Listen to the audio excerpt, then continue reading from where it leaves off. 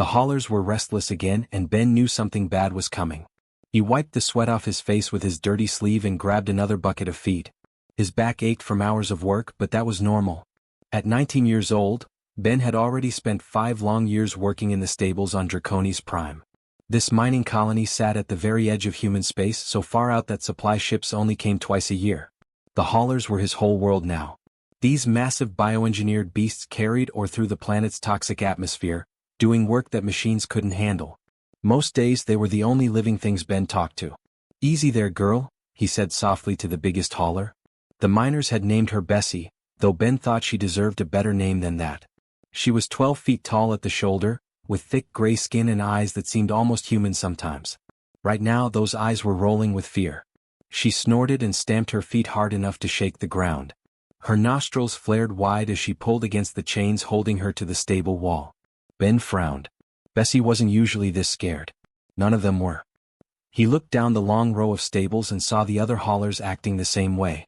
They were all pulling at their chains, making low groaning sounds deep in their throats.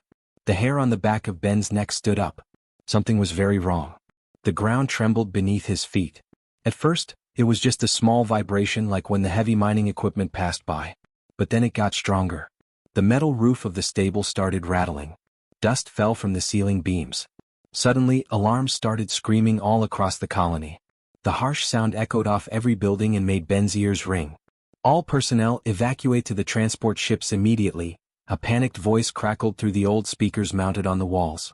"Seismic event in progress. This is not a drill. I repeat, this is not a drill.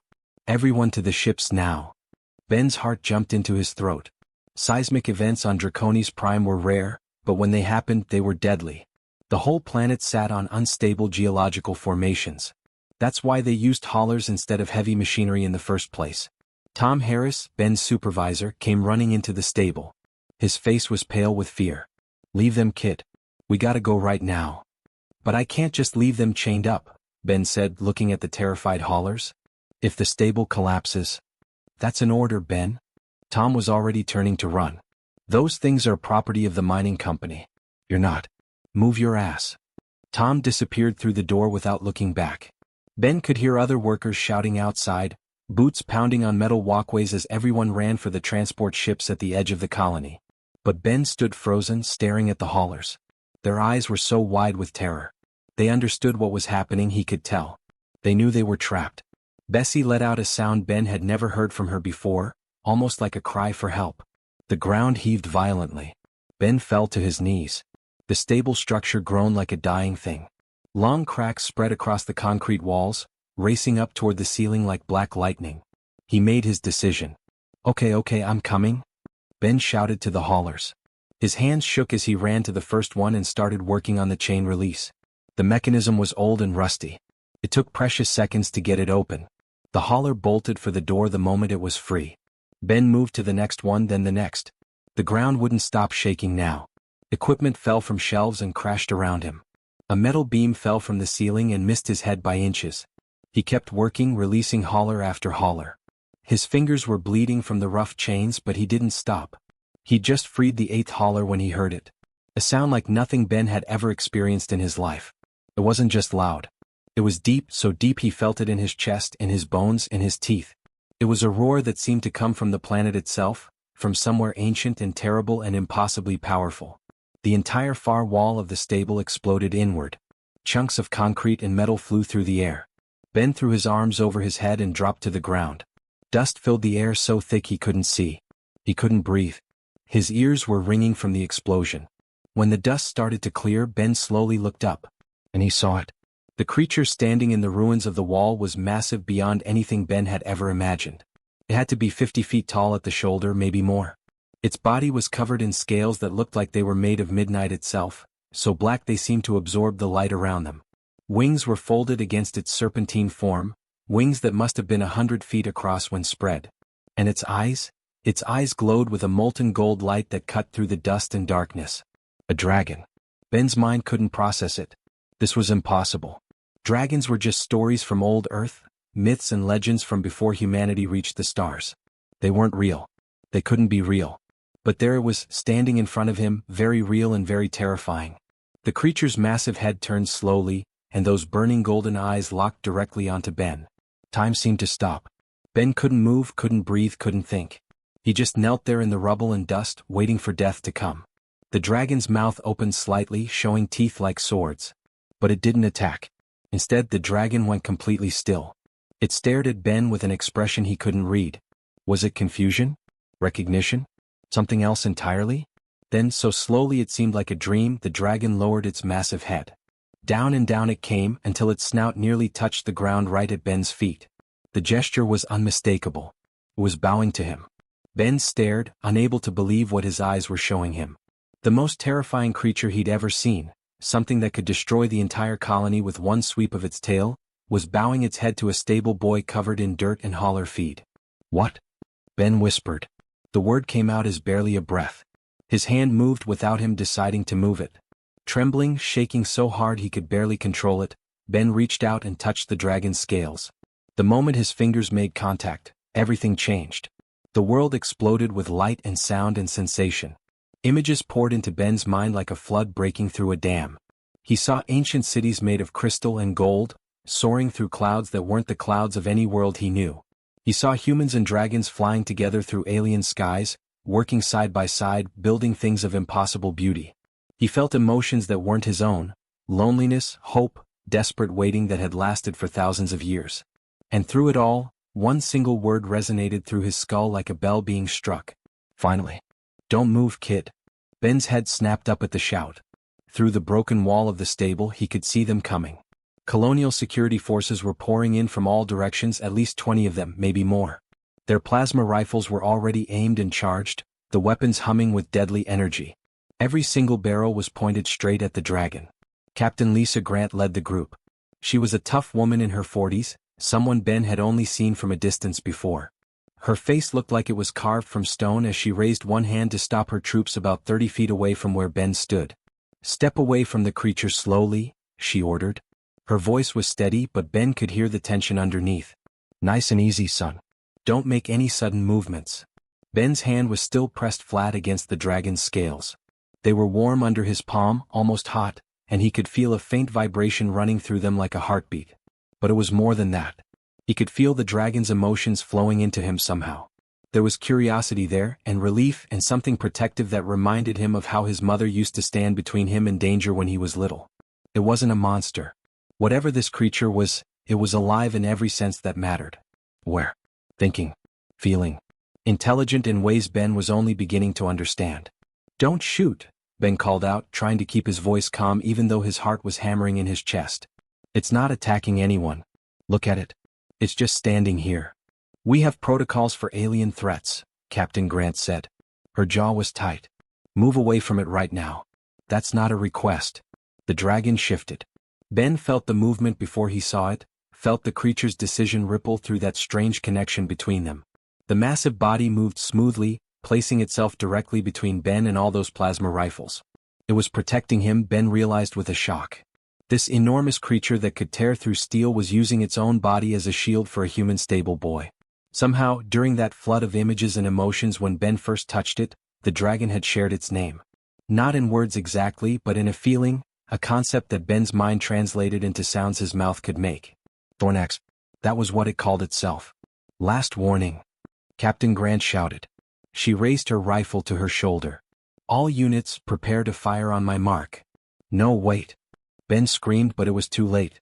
20 plasma rifles fired at once. The bolts hit Thornax's wing with crackling impacts that lit up the dusty air. The dragon roared, and this time it wasn't the curious sound from before. This was rage, pure and simple. The sound was so loud that Ben felt his teeth rattle. The ground beneath everyone's feet cracked and split. Through his connection with Thornax, Ben could feel the creature's fury building like a massive storm about to break. "Stop." Ben pressed both hands against Thornax's side, pushing as hard as he could even though it was like trying to push a mountain. "Please, they don't understand. They're scared." To his complete shock, Thornax paused. The rage didn't disappear, but it pulled back slightly, like a wave hesitating before it crashes on the shore. Words formed in Ben's mind. Not spoken words, but meaning that appeared fully formed in his thoughts. "Asterisk, they hurt me. They threaten you." Asterisk, the voice was deep and ancient, like rocks grinding together in the earth's core. I know, Ben thought back, not sure if he was doing it right. But killing them won't help. Please just, trust me, Captain Grant was staring now, her rifle lowering slightly. Her mouth hung open. What the hell is happening? It's not an animal, Ben said. His voice was shaking, but he made himself speak clearly. It's not a threat. Can't you see? It's trying to communicate. It only moved when you threatened me. It was protecting me. That's impossible, Captain Grant said, but she didn't sound as certain now. Is it? Ben looked at Thornax, then back at the captain and her soldiers. Several of them had lowered their weapons and were staring at the dragon with expressions of awe instead of fear. I don't know what's happening either. I don't understand any of this. But something about me. Thornax recognized me. It's been waiting for me. Or someone like me. Over the next hour, something even stranger happened. The whole colony gathered to watch, keeping a safe distance but unable to look away. Ben stayed right where he was, one hand on Thornax's side, feeling the dragon's emotions gradually shift from anger to something calmer. And then the ground started shaking again. More dragons emerged from beneath the planet's surface. Ben watched in amazement as they came up through cracks in the earth, pushing aside rock and soil like it was water. 3 dragons appeared first, each one as massive as Thornax. Then 2 more. Then 5 more after that. Within an hour, there were a dozen of these ancient creatures standing in the ruins of the mining colony. The colonists were screaming and running at first, but the dragons ignored them completely. Every single one of those massive creatures moved toward the stable, toward Ben. And one by one, just like Thornax had done, they lowered their enormous heads to the ground in front of him. They were all bowing to a 19-year-old stable boy. Dr. Kyle Patterson, the colony's chief scientist, came running up with a bag full of scanning equipment. He was a thin man with gray hair who usually worked in the geology labs. His hands were shaking as he pulled out device after device, waving them at Ben and muttering to himself. Impossible, he kept saying. This is completely impossible. He looked at the scanner readings and shook his head. Your neural pattern. I've never seen anything like this. No augmentations, no genetic modifications, no enhancements of any kind. You're just a stable boy from a frontier colony, Ben said quietly. No. Dr. Patterson looked up at him with something like wonder in his eyes. You're exactly what humanity used to be before we started changing ourselves. Your brain's resonance frequency matches ancient archaeological records from dig sites across the galaxy. The viewer cache, that's what the ancient texts called these dragons. They bonded with humans who had this exact frequency. We thought that pattern was extinct, dead and gone for thousands of years. Captain Grant stepped forward, and her expression made Ben's stomach drop. I've already sent a report to Galactic Coalition Command, she said. Her voice was apologetic now. They're sending specialists. The Dragon Corps is coming along with diplomatic teams. Specialists? Ben asked.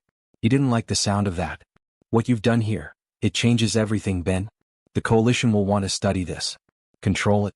Use it. She looked genuinely sorry. I'm sorry, kid. Thornax growled softly, a sound like distant thunder. Ben felt the warning flowing through their connection. They will try to take you away. They will try to use us as weapons. We will not allow it.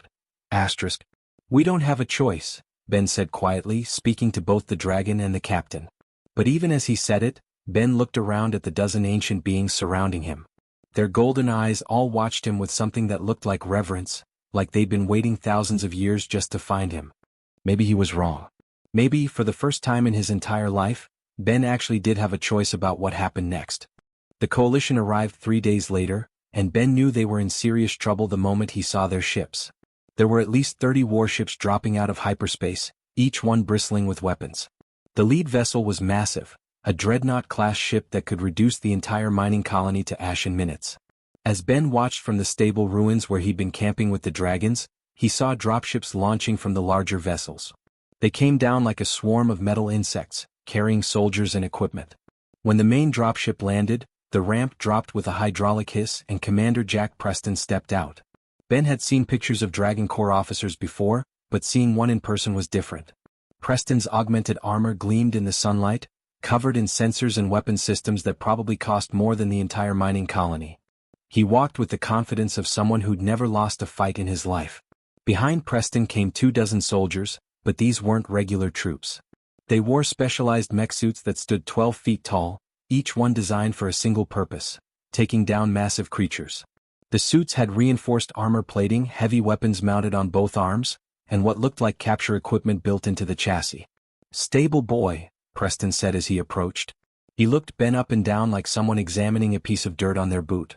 The disdain in his voice was thick enough to cut with a knife. "You've caused quite a stir across the entire sector." Ben stood his ground even though his legs felt like rubber. His mouth was dry and his heart was pounding so hard he thought Preston might hear it. Behind him, Thornax and 11 other dragons formed a protective circle.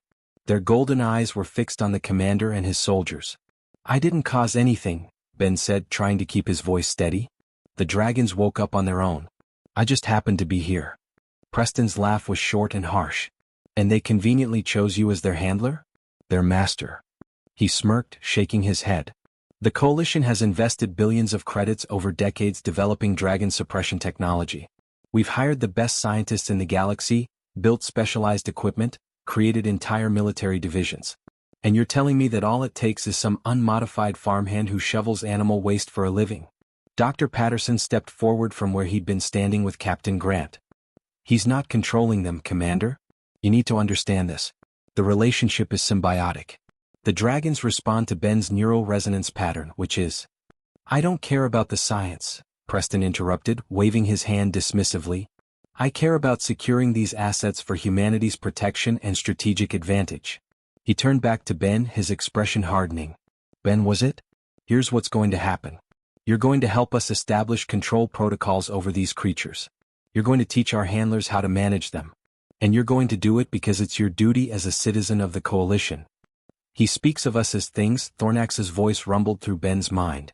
The dragon's anger was palpable, like heat radiating from a fire. Asterisk as weapons to be controlled. As tools to be used. Asterisk. Ben could feel the other dragons stirring through his connection. Their agitation was building like pressure in a sealed container. The ground beneath everyone's feet started to tremble slightly. "They're not assets," Ben said, and his voice came out stronger than he expected. "They're not weapons or tools. They're people. Just different kinds of people."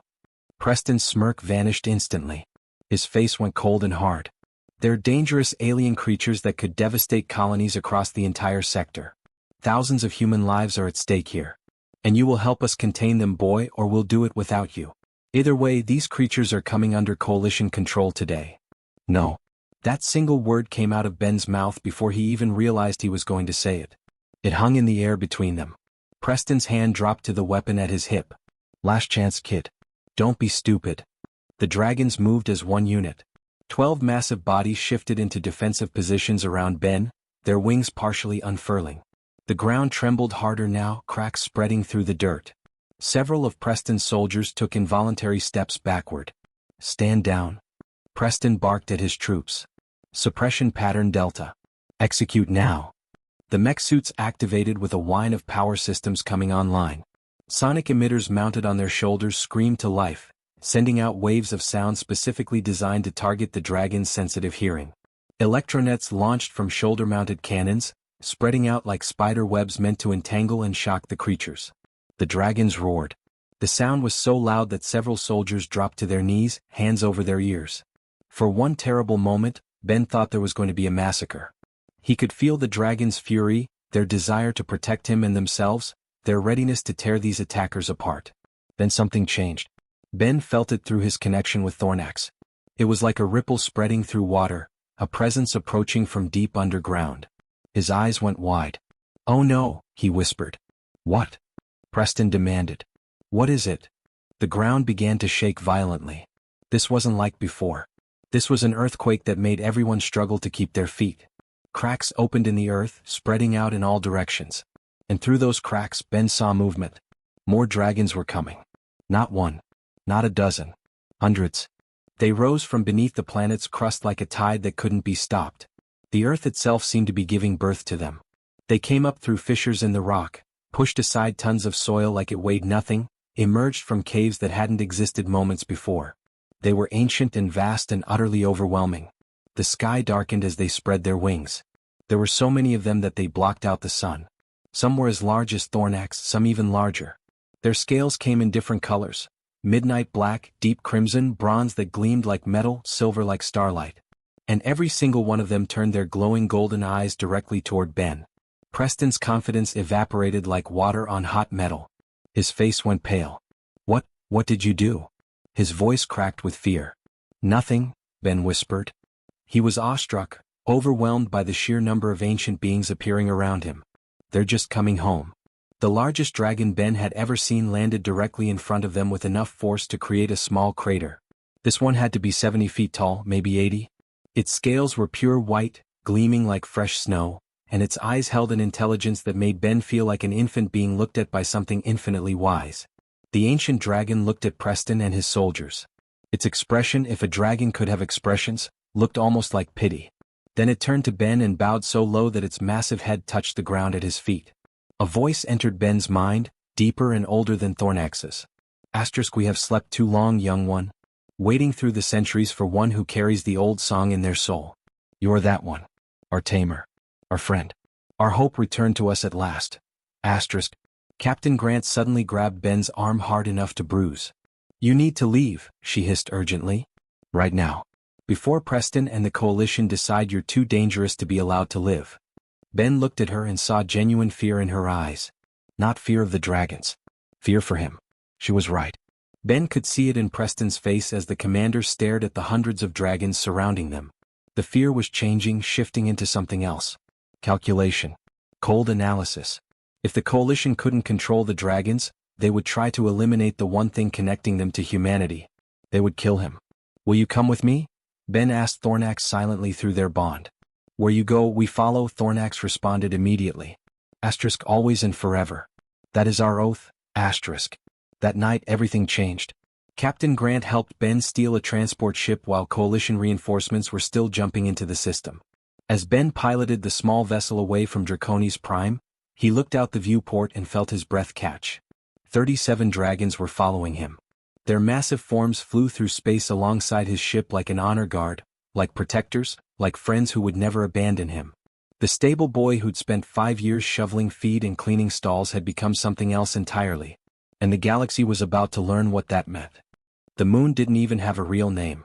On the star charts, it was just called LX-447, a cold rock orbiting a gas giant in an uncharted system. But to Ben and his small group of followers, it was perfect. The moon was remote enough that the Coalition wouldn't think to look there right away. No one had ever bothered to survey it properly, which meant no records, no satellite coverage, no automated monitoring systems. And best of all, it had caves. Deep, winding caves that went down for miles into the moon's crust, big enough to hide an army. Or 37 dragons. Ben's group worked around the clock to turn those caves into something livable. Captain Lisa Grant had defected from the Coalition, risking a court-martial and probably execution. Dr. Kyle Patterson had come too, bringing whatever scientific equipment he could carry. A dozen colonists from Draconis Prime had also chosen to follow Ben, people who believed that what he represented was more important than their own safety. They called themselves the Covenant, though Ben thought that sounded way too grand for a bunch of refugees hiding in caves. They'd been there for 2 weeks when Grant called Ben into the makeshift command center they'd set up. She looked exhausted, dark circles under her eyes from too many sleepless nights. Her uniform was dirty and torn, nothing like the crisp military officer who'd first confronted him at the stables. "The Coalition issued an official warrant for your arrest," she said, pulling up a holographic display. Ben's face appeared in the air between them, along with a list of charges. Terrorist, insurgent, alien sympathizer, theft of military assets, endangering human colonies. She scrolled through the list. "They're offering a reward of 5 million credits for information leading to your capture." Ben stared at his own face floating in the air. They'd used an old ID photo from when he first arrived at Draconis Prime. He looked so young in that picture, just 14 years old with hope still in his eyes. "I'm a stable boy who talked to some dragons," he muttered, rubbing his tired eyes. "How did this become my life?" "Because you're the only one who can do this," Dr. Patterson said. He looked up from the collection of scanning equipment and computer displays he'd been working with for days. "Ben, I've been analyzing every interaction you've had with the viewer cache. I've studied your brain patterns, your emotional responses, the way the dragons react to you. And I've figured something out. It's not just communication. You're feeding them something they desperately need to survive." "What do you mean?" Ben asked, walking over to look at the screens. "Emotion. Creativity. Oh, the full spectrum of human feelings. Patterson pulled up brain scans that showed Ben's neural activity when he was connected to Thornax. The images showed waves of color spreading through different regions of his brain. Look at this. When you're bonded with the dragons, your emotional centers light up like fireworks. And at the same time, the dragons' biological readings show they're absorbing that energy somehow. They're not just talking to you. They're feeding on your emotional resonance. Ben felt his stomach twist. Feeding? Like parasites? No, not like that. More like a symbiotic relationship. Patterson switched to another display showing ancient text fragments. The dragons don't just communicate with humans. They need us. Human emotional energy nourishes them in ways that nothing else can.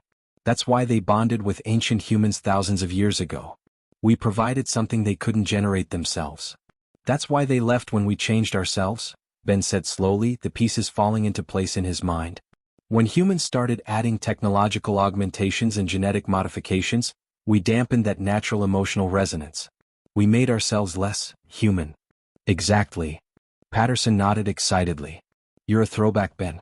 People from frontier colonies like you, who grew up without access to augmentation technology, you're the first truly unmodified humans the dragons have encountered in millennia. You're what humanity used to be. The ground trembled slightly and Thornax entered the cave. The dragon's massive form somehow moved with grace even in the confined space, his scales scraping softly against the rock walls. The young one finally understands, Thornax's voice rumbled in Ben's mind. Why didn't you just tell me all this from the beginning? Ben asked the dragon, feeling a bit frustrated. Why make me figure it out? Some truths must be discovered through experience, Thornax responded. If I had simply told you, you would not have believed. You needed to feel it yourself, to understand through living it. An alarm suddenly blared through the cave system, harsh and urgent. Grant jumped to her tactical displays, her fingers flying across the controls. Her face went pale. Coalition fleet, she said. 20 warships just dropped out of hyperspace. They found us. Ben ran to the cave entrance and looked up at the sky. Even in daylight he could see them. Warships were appearing in orbit, their hulls reflecting sunlight as they moved into position. Weapon systems were charging, creating brief flashes of light. Dropships were already launching from the larger vessels, heading straight for the moon's surface.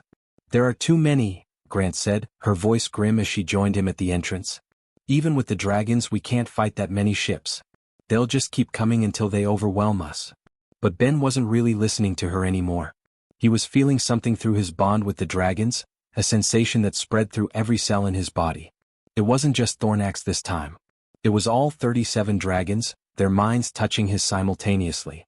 A resonance was building between them, growing stronger by the second. It amplified and fed back on itself, human emotion flowing into draconic power, which then flowed back into Ben, creating a loop that grew more powerful with each cycle. Ben closed his eyes and thought about everything that had brought them to this moment. He remembered the haulers in the stable, terrified and chained, and how he couldn't bear to leave them behind. He thought about Captain Grant, who had chosen to follow her principles even when it meant betraying everything she'd been trained to believe. He thought about Dr. Patterson, working endless hours to understand rather than control, driven by curiosity and compassion. He thought about every single person in the Covenant who had risked their lives, their freedom, their futures for the simple idea that different beings could work together as equals. The hope they all carried. The compassion that drove them. The stubborn human refusal to give up even when everything seemed impossible. The dragons felt all of it. They rose as one, a symphony of wings and ancient power lifting into the air. But they didn't attack with mindless rage or animal fury. They moved with purpose, with precision, with something the coalition's military tacticians had never anticipated and couldn't plan for. Coordinated intelligence backed by human creativity and emotion. The dragons didn't destroy the coalition ships. Instead, they disabled them surgically, targeting engines and weapon systems while leaving life support intact.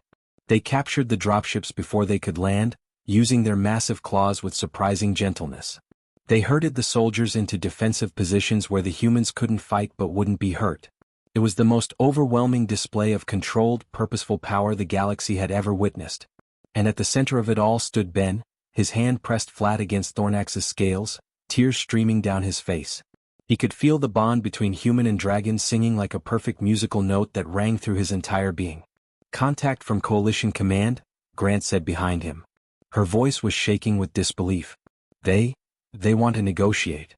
Ben opened his eyes and smiled through his tears. Then let's talk. The Galactic Senate chamber had never been this crowded in its 200-year history. Ben stood at the central podium and he could feel thousands of eyes on him. Representatives from over 100 worlds filled every seat, every balcony, every available space. Some were human but many weren't. He saw aliens with blue skin, others with multiple arms, some that looked like walking crystals. All of them were staring at him with expressions ranging from curiosity to outright hostility. Ben was still wearing his old Stable Hands jacket, the same one he'd worn when he first touched Thornax. It was battered and stained, with a tear in one sleeve that he'd never bothered to fix. Several advisors had tried to get him to wear something formal, something dignified, but Ben had refused. He wasn't going to pretend to be something he wasn't, not for politicians, not for anyone. Thornax loomed behind him, though not physically. The dragon was too massive to fit inside the chamber, so he appeared as a holographic projection that filled the entire back wall. Even as just a projection, Thornax's presence was overwhelming. His golden eyes seemed to look at each senator individually. The chamber fell into absolute silence as Ben prepared to speak. He could hear his own heartbeat pounding in his ears. "I'm not a soldier," Ben began, and his voice echoed through the vast space. "I'm not a diplomat or a politician or anyone important. 3 months ago, I was shoveling hauler dung on a mining colony for minimum wage, eating recycled protein bars, and sleeping in a room the size of a closet." Nervous laughter rippled through the chamber. A few senators smiled. Most remained stone-faced. "But I'm standing here today because I can do something that nobody else in this entire galaxy can do. I can talk to the HFY. I can understand them. And they can understand me." Ben gestured toward the hologram of Thornax. "These dragons that everyone is so afraid of." Ambassador Patricia Walsh of Earth, a stern woman with silver hair pulled back in a tight bun, leaned forward in her seat. "And what exactly do these dragons want, mister?" She paused, looking at her data pad.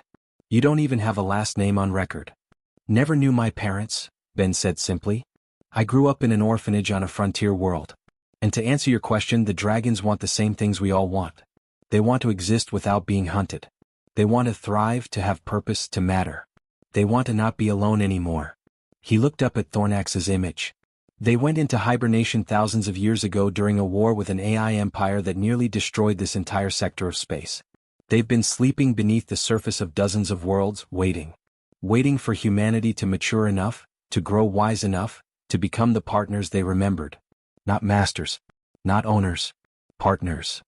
A senator from the coalition's military division stood up, his augmented body gleaming with visible circuitry. "And if we refuse this partnership? What then? Do they destroy us?" Thornax's holographic form shifted, and his deep voice filled the chamber through the translation systems. "Then we sleep again. We return to the darkness beneath the worlds and wait for another species, another chance, another 1,000 years. But we would prefer not to. Humans are interesting. You surprise us. You inspire us with your emotions, your creativity, your capacity for both great destruction and greater compassion. We have been alone for too long." Ben took a deep breath and continued. "The dragons will only bond with unmodified humans. People like me who carry the natural neural resonance frequency. We're rare. Most humans have augmentations or genetic modifications that dampen that frequency. But there are some of us out there. Frontier colonists who grew up without access to modification technology. Agricultural workers on remote worlds. Small isolated communities that rejected augmentation for religious or cultural reasons." The Senate chamber erupted into chaos. Senators were shouting at each other, arguing, debating. Ben could hear fragments of their conversations. Some were excited about the possibilities. Others were angry that access to dragon partnership would be limited, creating what they called an unfair advantage. Some were terrified of what the dragons might do. Dr. Patterson presented next, showing complex scientific data that Ben barely understood himself. He explained the symbiotic relationship, how human emotional energy nourished the dragons, how the bond worked on a neurological level. Captain Grant spoke after him, her military uniform spotless despite everything she'd been through. She discussed what happened at LX-447, how the dragons had defeated an entire coalition fleet without killing a single person. It was a demonstration of both overwhelming power and incredible restraint. The kind of allies humanity needed, not enemies to fear. Finally, Ben returned to the podium. "I'm proposing something called the New Covenant," he said. "Humanity helps the HFY navigate the modern galaxy. We provide the emotional resonance they need to thrive. We offer genuine partnership and friendship. In exchange, they share their ancient knowledge with us. They provide protection against threats we can't handle alone. They become part of our civilization, not as servants or weapons but as equals. But here's the crucial part, Ben emphasized, looking around at all the faces watching him. It has to be voluntary on both sides. No human is forced to bond with a dragon. No dragon is forced to bond with a human. This only works if both parties choose it freely.